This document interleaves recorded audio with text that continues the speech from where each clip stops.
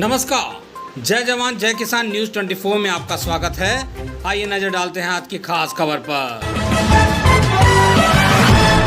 जिला इटावा में Dauji inter college Bharthana में स्थित है।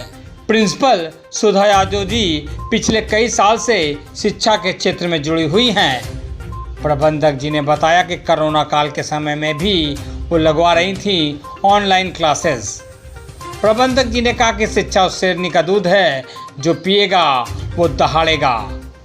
उन्होंने कहा कि बच्चों के ऊपर कोरोना के बाद से विशेष ध्यान दिया जा रहा है। प्रबंधक जी ने कहा कि अपने जीवन में सिर्फ शिक्षा को आगे बढ़ाने के लिए हमने ये कदम उठाया है। उन्होंने कहा कि कोरोना के बाद से स्कूल में लगवा रहे हैं extra classes. Dauji inter college की प्रधानाचार्य ने कहा कि मेन रोड से जो लिंक रोड हमारे विद्यालय के लिए आया है वह कच्चा है, जिससे कि बच्चों को आने जाने में परेशानी होती है। कई बार शासन प्रशासन से मदद की गुहार लगाई, लेकिन अभी तक कोई भी सुनवाई नहीं हुई है। प्रशासन से एक ही मांग है कि मेन रोड से रास्ता हमारे विद्यालय के लिए आया है, उसको पक्का कराने की कृपा करें। इटावा से संपादक कुमार गौरव की रिपोर्ट।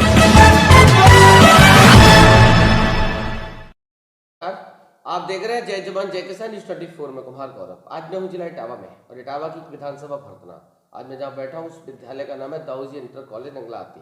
हमारे साथ बात करने के लिए उपस्थित है प्रधानाचार्य सुधा यादव जी। बात करने और जानने का प्रयास करूंगा क्योंकि पिछले 2 साल कोविड का समय रहा। कोविड के बाद एक बार नई शुरुआत हुई है। बात करने और जानने का प्रयास करूंगा कि क्या क्या संस्था ने चैलेंजेस फेस करे, बच्चों में क्या क्या चेंजेस आए हैं, बच्चों का जो शिक्षा का गैप रहा उसको रिकवर करने के लिए संस्था क्या क्या एफर्ट करने वाली है। ऐसे बहुत सारे मुद्दों पे बात करने के लिए उपस्थित हैं। मैम, सबसे पहले तो आपका स्वागत है। जी नमस्कार। 2 साल कोविड का समय, कोविड के बाद एक बार नई शुरुआत हुई है, कैसे देखते हैं और क्या क्या चैलेंजेस रहे? जी सर, बहुत प्रॉब्लम्स आ रही है क्योंकि बच्चे रूरल एरिया था तो बच्चे पढ़ने में बहुत पीछे हो गए हैं, लेकिन फिर भी हम एक्स्ट्रा क्लासेस ले रहे हैं उनकी, तो उसे कवर करने की पूरी कोशिश कर रहे हैं। कुछ एक्स्ट्रा क्लास लेते हैं, कंप्यूटर में भी थोड़ा ज़्यादा टाइम देते हैं, तो उसे हम इसी तरह से कवर कर रहे हैं। क्या लगता है आपको जो बच्चों का गैप रहा उसको रिकवर करने में लगभग कितना समय लगेगा? बस कुछ नहीं, हम 6 मंथ में कवर करके दिखा देंगे। जी, क्या क्या एफर्ट कर रहे हैं? हम एफर्ट कर रहे हैं कि उनकी एक तो एक्स्ट्रा क्लास लेते हैं। टीचर्स को भी स्पेशली बोला गया है कि बच्चों को मतलब पीटना कम है, लेकिन उनको समझाना ज़्यादा से ज़्यादा है। उनको ज़्यादा से ज़्यादा समझाइए। अगर एक पैटर्न से समझ में नहीं आता है तो दोबारा से बताइए।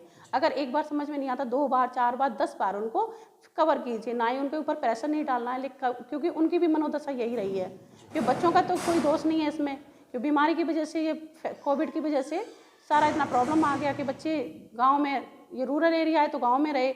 इसमें गार्जियंस भी पढ़े लिखे नहीं होते हैं तो वो घर पे भी अफोर्ड थोड़ा कर पाते, उन्हें पढ़ा पाते घर पे।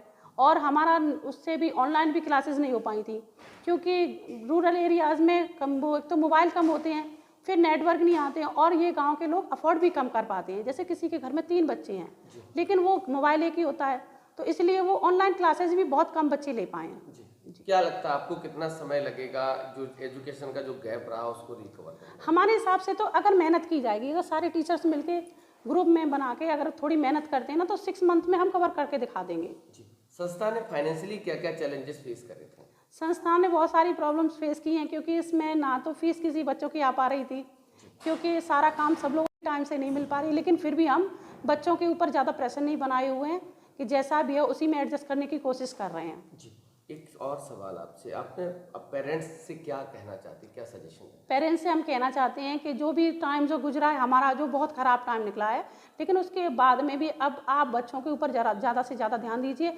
कुछ हमारी जो जिम्मेदारियां हैं वो तो हम निभाएंगे ही निभाएंगे, लेकिन उनका भी ये होता है कि जब बच्चे यहाँ से पढ़ने के बाद में जब घर पर जाते हैं तो थोड़ा उनको, अगर गाँव वाले हैं वो नहीं पढ़ा सकते हैं, लेकिन उनको ये देख सकते हैं कि मतलब आप बच्चों को कि उनको किताबें खोल के बैठाने के लिए कह सकते हैं वो कि बच्चा पढ़ेगा, क्योंकि ये सारा जो टाइम निकल गया वो वापस आने वाला नहीं है।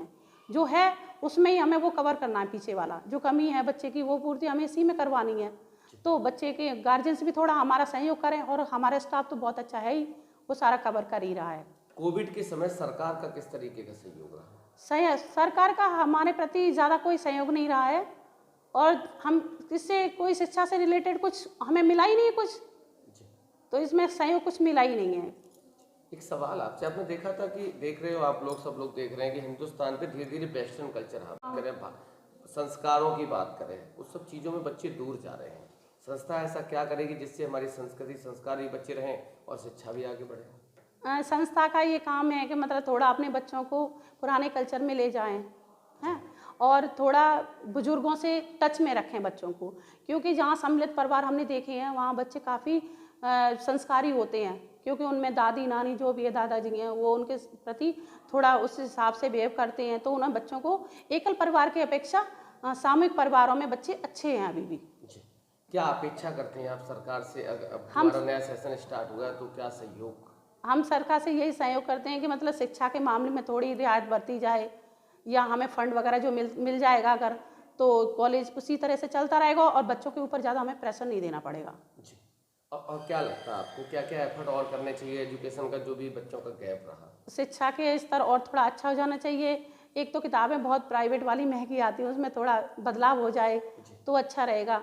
और किताबें बहुत होती हैं लेकिन बच्चे का कोई लाइन नहीं होती है।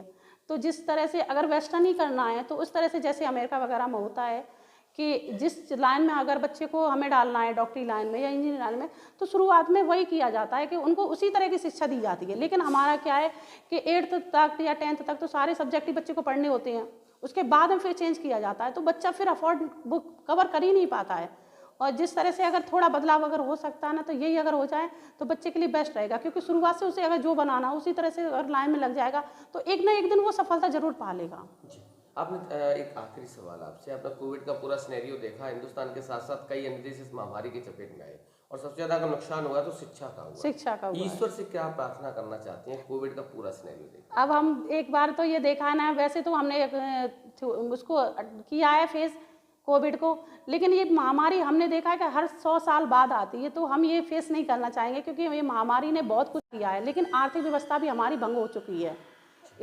हमारा देश बहुत पीछे हो चुका है, लोगों से रोजगार छीन लिए गए हैं, लोगों को ये समझ भूखे मरने तक की कगार पे लोग, बहुत से लोग आ गए हैं।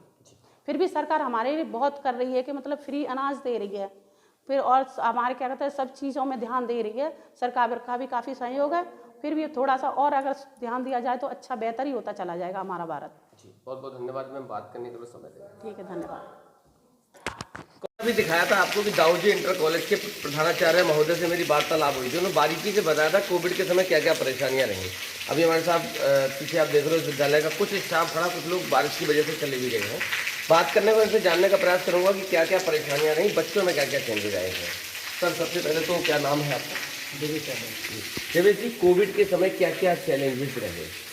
कोविड के समय पे वो हम लोगों को बहुत दिक्कत आई है, बच्चे आए नहीं। हम लोगों ने जो ऑनलाइन क्लासेस चलाई बच्चों ने नहीं रखी थी, उसमें वो नहीं अटेंडेंस उन्होंने ली है, और अब बच्चे बहुत वीक हो चुके हैं। हम लोग जो पढ़ा रहे हैं, जो पुराना जानते थे वो भी भूल चुके हैं। उन लोगों के लिए हम लोग अलग से उन लोगों को अलग क्लासेस दे रहे हैं। मैडम ने कुछ एक्स्ट्रा बच्चों के लिए उन्होंने लिस्ट बनवाई है, जो वीक बच्चे हैं हम लोग अलग से 1 घंटा एक्स्ट्रा पढ़ा रहे हैं। क्या महसूस करा, बच्चों में क्या बदलाव देखा? बच्चों ने देखा है कि जो पिछले कोरोना में बच्चे रहे हैं ना, वो बिल्कुल वीक हो चुके हैं। उनको दोबारा से ऐसे लग रहा है जैसे शुरू से फिर से पढ़ाने की मेहनत करेंगे, और गार्जियंसों से भी हम बात कर रहे हैं कि बच्चों के साथ हम भी मेहनत करें, आप भी मेहनत करें, जिससे बच्चे जल्दी से कवर हो जाएँ। फाइनेंशियली क्या परेशानी रही कोविड के समय? बस फाइनेंशियली थोड़ा ये दिक्कत हुई है कि बच्चों को लेके ये हुआ कि उनके पेरेंट्सों को थोड़ा दिक्कत हुई, क्योंकि उनका जो रोज़गार है वो थोड़ा कम हो गया। तो इसलिए बच्चों के पास में जो कुछ भी जो पढ़ाई के लिए मान ली आपने जो हम लोगों ने ऑनलाइन क्लास चलाई, तो उसमें क्या हुआ, बच्चों के यानी जो वीकली बच्चे हैं, जो गांव के बच्चे हैं, उनको थोड़ा नेट की कुछ समस्या आई है, तो इस वजह से थोड़ी वीकली जो ऑनलाइन सेवा है वो भी थोड़ा कम इम्प्रूवमेंट हो पाई। उसके लिए हमने यहाँ पे जो अपने स्कूल में यहाँ पे ऑनलाइन क्लासेस भी सही व्यवस्था दिलवाई है, और स्मार्ट क्लासेस की भी व्यवस्था करवाई है। जो हमारे साथ और भी लोग हैं, क्या नाम है आपका? काजल, क्या रहा, कब से पढ़ा रहे हो आप, ये बता देंगे?